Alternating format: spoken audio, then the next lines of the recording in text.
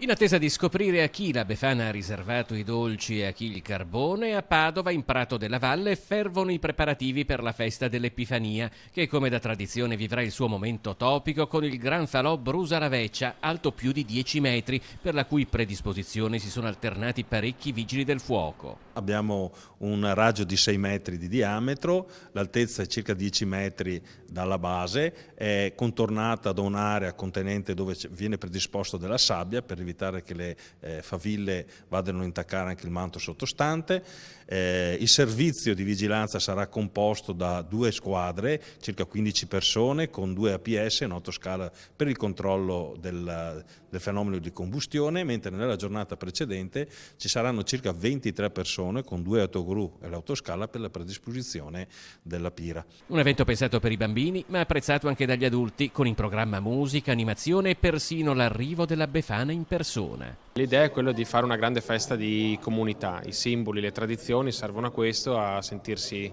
uniti, ed è per questo che ci stiamo investendo molto per dare la possibilità a tutti indistintamente, di poter passare una bella giornata di relax, di intrattenimento, di svago con la famiglia, con gli amici. Una giornata di festa durante la quale non bisogna però dimenticare di osservare alcune precauzioni. Mantenere sotto controllo i bambini, una raccomandazione: non fuochi artificiali, quindi evitare gli spari, evitare queste lanterne cinesi che già in passato ci hanno dato più di qualche problema.